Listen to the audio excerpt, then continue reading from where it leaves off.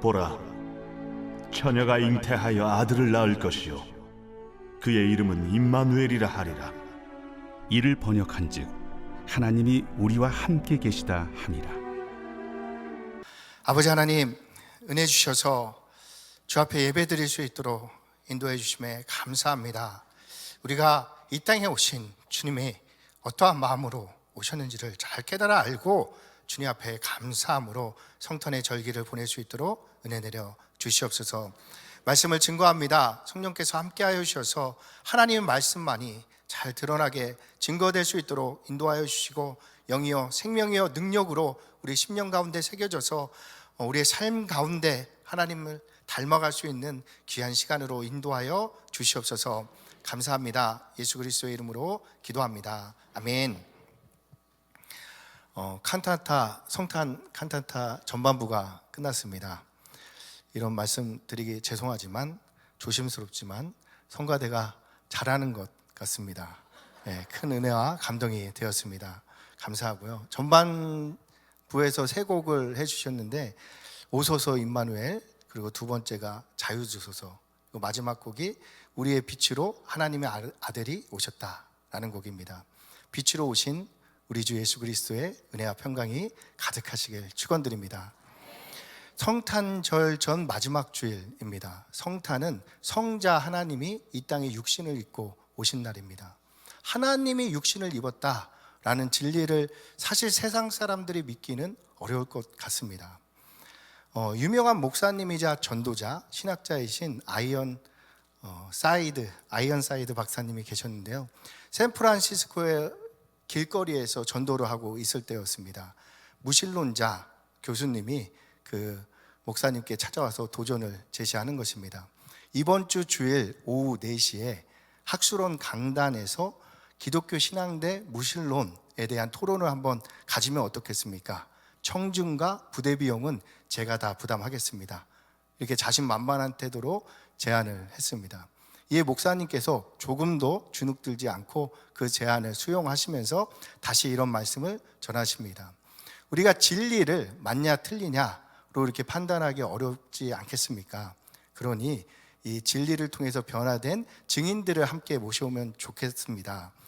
이제 교수님이 추구하고 있는 그 무신론적 가치를 통해서 좌절하고 낭망하고 소망을 잃는 자가 그 변화돼서 꿈을 꾸고 성령 안에서 기쁨과 평안의 사람으로 변하게 된 두 분의 증인을 모셔오시기 바랍니다. 그러면 저는 그러한 사람들을 추려서 100명 정도 모시고 가겠습니다. 이러한 말씀을 드렸더니 오만했던 그 무신론자 교수님이 얼굴이 빨개져서 돌아갔더라라는 일화가 있습니다. 성자 하나님이 육신을 입고 이 땅에 오셔서 구주가 되었다는 증거가 좌절하고 낭망한 우리가 주님 안에서 회복되어 소망을 갖고 꿈을 꾸게 되어진 것입니다. 즉 우리가 그 예수님의 증인이다 라는 말씀입니다. 그래서 우리는 세상 사람들이 다 놀러가는 이 연말의 주일에 이 땅에 오신 예수님을 기념하고 다시 오실 예수님을 기다리면서 주님을 예배하고 있는 것입니다. 기다린다고 모두가 주님을 영접할 수 있었던 것은 아닙니다. 2000년 전에 유대인들이 예수님을 고대하고 기대했지만 영접하지는 못했습니다. 막상 성자 하나님이 아기 예수님으로 이 땅에 오셨을 때 그들은 예수님을 거절했고 예수님은 거하실 방이 없어서 마국간의 구유에 놓이게 된 것입니다. 우리가 선곡을 통해서 접하게 되는 마국간의 모습은 안락하고 따뜻한 분위기의 다락방 같은 느낌이 들기도 합니다. 하지만 실제 마국간은 전혀 그와 다르지 않겠습니까? 2000년 전이었으니 위생 개념이 전혀 없었을 것입니다. 짐승의 우리이니 짐승의 냄새와 그들이 배설한 오물의 냄새, 그리고 음식이 썩는 역겨운 냄새들이 가득했을 것입니다. 그곳에는 이미 온갖 벌레들과 쥐와 같은 것들이 살고 있었던 장소입니다. 그곳에 방이 없어서 예수님께서 그곳 구유에 놓이게 된 것입니다. 우리가 아시다시피 이런 어린 아기 예수님을 방문한 두 팀이 있습니다. 목자들이 한 팀이고요. 그리고 다른 팀은 동방에서 온 박사님들입니다. 목자들이 예수님이 구유에 오신 모습을 보았을 때는 어쩌면 은혜로 이렇게 받아들일 수 있었을 것 같습니다. 하지만 동방에서 오신 박사님들이 구유에 오신 아기 예수님이 성자 하나님이다 라고 이렇게 받아들일 수 있었을까라는 생각을 한번 해볼 수 있습니다. 그분들은 페르시아에서 굉장히 고위 관료들이었습니다. 때문에 80일에 해당되는 그 여정을 왕으로부터 허락을 받아서 이렇게 올 수 있게 되었고, 또 값비싼 예물도 준비할 수 있었던 것입니다. 그러한 분들이 구유에 오신 아기 예수님을 하나님의 성자 하나님으로 여기면서 영접할 수 있었는가, 경배할 수 있었는가 라는 생각을 해볼 수 있습니다. 근데 이 동방 박사님들은 그 아기 예수님 앞에 나아가서 자신의 무릎과 얼굴을 그 오물이 가득한 마구간 땅에 대고 그 예수님께 경배했던 것입니다. 생각해 볼 수 있는 지점이 굉장히 많은 부분입니다. 그 박사님들이 여유가 있었으니 예수님의 거할 처소를 옮길 수도 있지 않았겠습니까?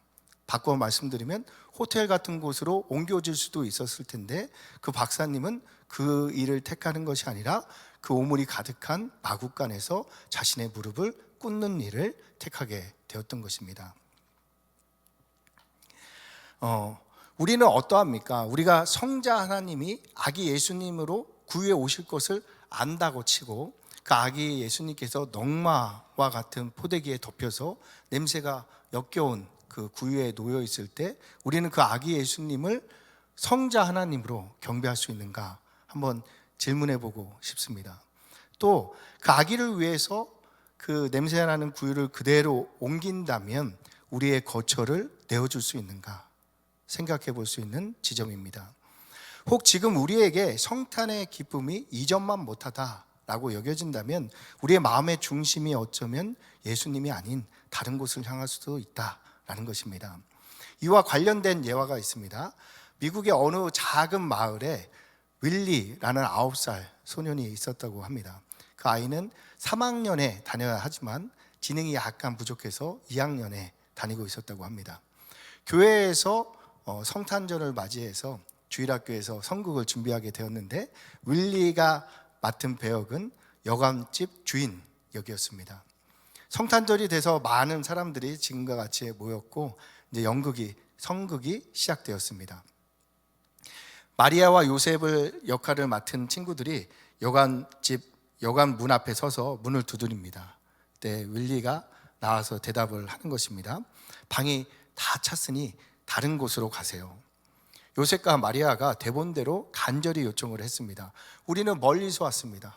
우리 아내는 지금 곧 출산할 것 같습니다. 그러니까 방을 하나 빌려주시면 좋겠습니다. 그런데 윌리가 다음 대사를 해야 되는데 가만히 있었던 것입니다. 뒤에서 선생님이 큰 소리로 다음 대사를 가르쳐 주었습니다. 깜짝 놀란 윌리가 그 대사를 반복하는 것입니다. 안 돼요. 방이 없어요. 가세요. 그러자 요셉과 마리아가 슬픈 얼굴로 돌아서게 되었습니다. 바로 그때 대본대로 방문을 닫고 방 안으로 들어가야 될 윌리가 돌아가는 요셉 가족을 큰 소리로 부르는 것입니다. 가지 마요. 이리로 들어오세요. 대본에 없는 대사였죠. 내 방에 들어오세요. 내 방에 함께 과하면 돼요. 그리고 성극은 엉망진창이 되어서 끝나게 되어졌습니다. 하지만 그 장면을 지켜보던 많은 교인들이 자신의 생에 있어서 가장 감동적인 성극이었다며 찬사를 아끼지 않았습니다. 그 교회 성도님들에게만 감동이 되어졌겠습니까? 아마 하늘에 계신 우리 아버지께서도 2000년 전에 아들을 구육에 놓게 한 이 땅의 아픔을 조금 덜어내는 감동의 시간이 되지 않았을까 생각되게 되어집니다. 우리도 성탄의 계절인 만큼 윌리와 같이 우리 마음의 중심을 온전히 주님께 내어드려 주님의 기쁨이 되시길 예수님의 이름으로 축원드립니다. 오늘은 대린절 4번째 주일입니다. 우리가 마지막 초까지 밝히게 되었습니다. 마지막 초의 의미는 사랑입니다. 그리고 4가지 초의 의미를 다시 한번 새겨보면 소망, 평화, 기쁨, 사랑의 초를 밝히게 된 것입니다. 오늘 본문은 이사야서 7장 14절 말씀을 인용하고 있습니다. 보라, 처녀가 잉태하여 아들을 낳으니 그 이름을 임마누엘이라 하리라. 임마누엘의 뜻이 오늘 본문에서 해석되어지고 있습니다. 하나님이 우리와 함께 계시다. 이 땅에 예수님이 오신 것이 하나님이 우리와 함께 계신 것이다 라는 말씀입니다. 그렇다면 왜 하나님이 사람과 함께하기 위해서 이 땅에 오셨는가? 그 이유가 무엇인가를 질문할 수 있습니다. 요한복음 3장 16절 말씀을 함께 읽겠습니다. 시작. 하나님이 세상을 이처럼 사랑하사 독생자를 주셨으니 이는 그를 믿는 자마다 멸망하지 않고 영생을 얻게 하려 하심이라. 아멘. 하나님이 임마누엘 하신 이유는 우리를 사랑하시기 때문입니다. 사랑할 때 나타나는 큰 변화가 그 사람과 함께하고 싶다라는 마음 아니겠습니까? 우리에게 사랑하는 사람이 있다면 어떤 핑계를 대어서라도 함께하고 싶고 만나고 싶은 것입니다. 이것이 사랑의 특징입니다. 하나님이 육신을 입고 이 땅에 오신 이유도 우리를 사랑하셔서 함께하고 싶었기 때문입니다. 때문에 성탄을 통해 우리는 하나님이 우리를 얼마나 사랑하는가를 다시 확인하게 되는 것입니다.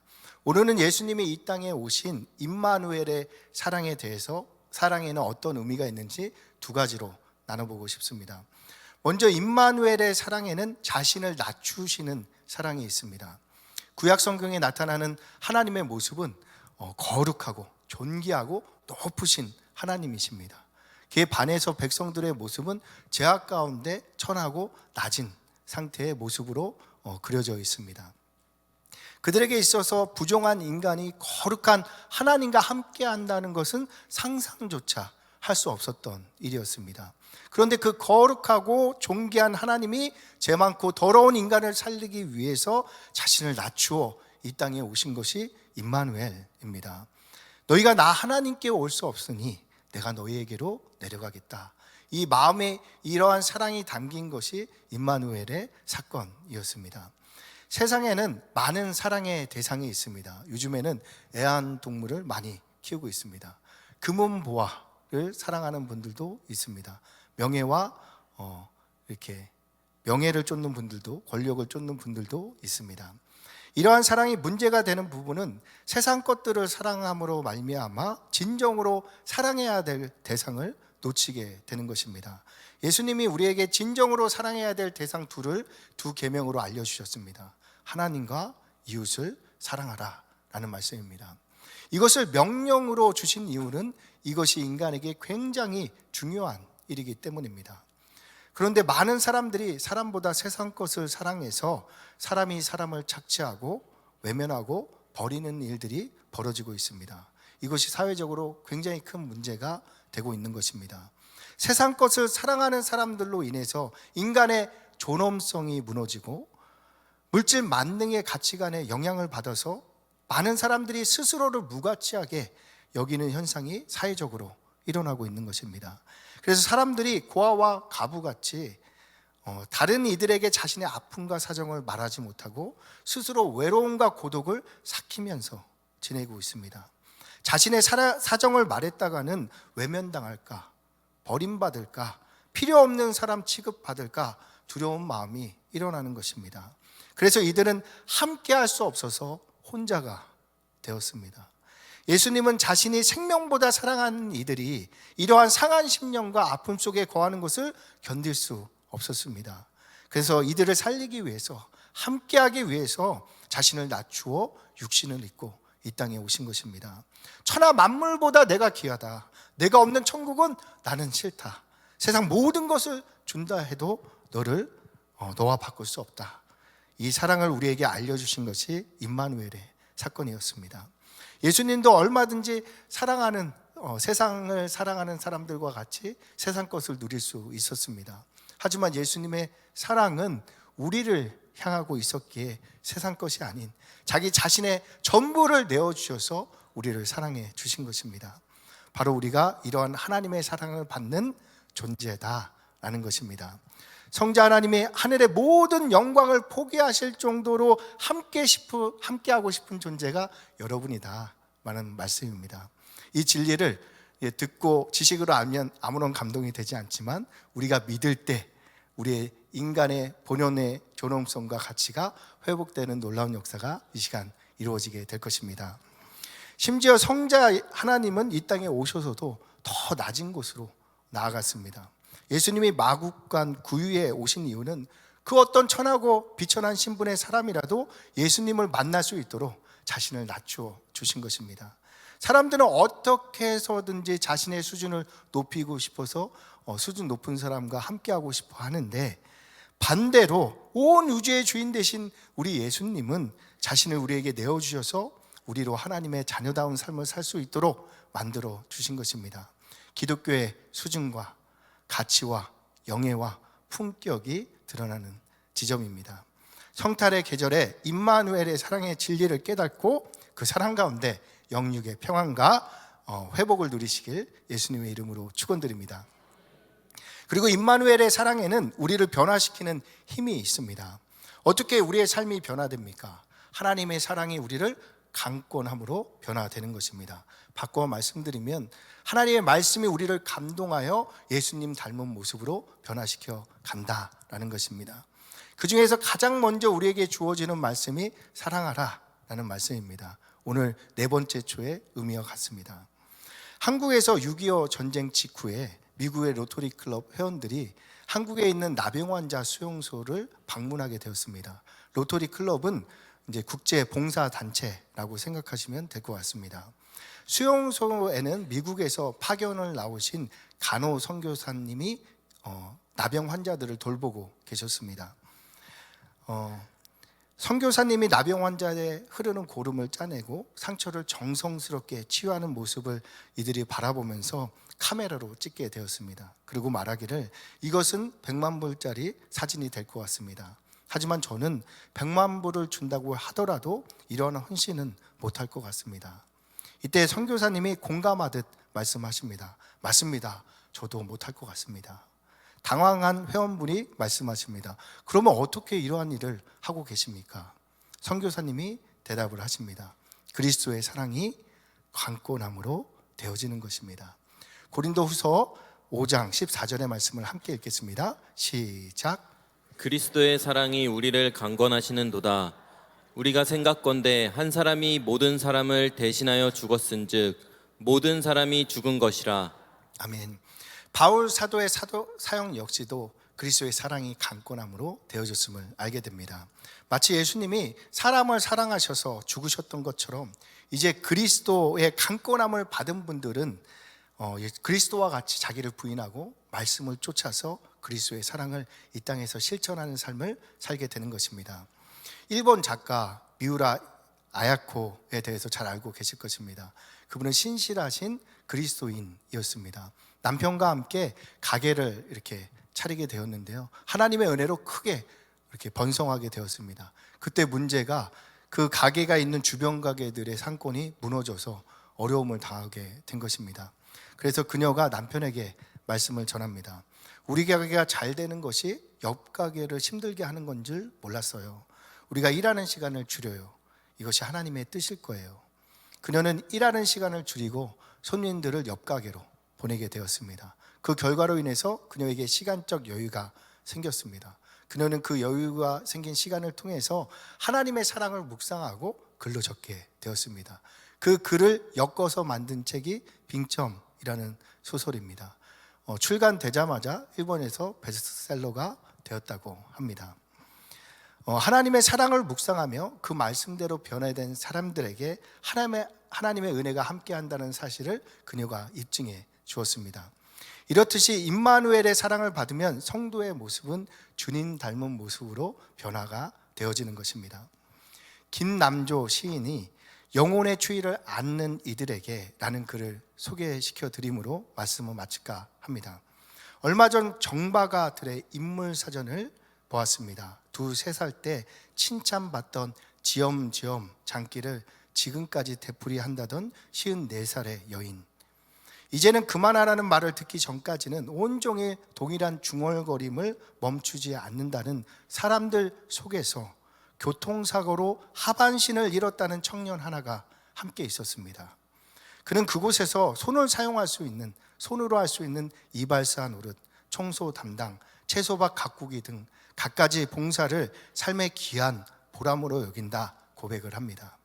영혼의 추위를 앓고 있는 버치어, 얼마 전 나는 대구행 기차 안에서 맹인교회의 맹인 목사님을 만나게 되었습니다.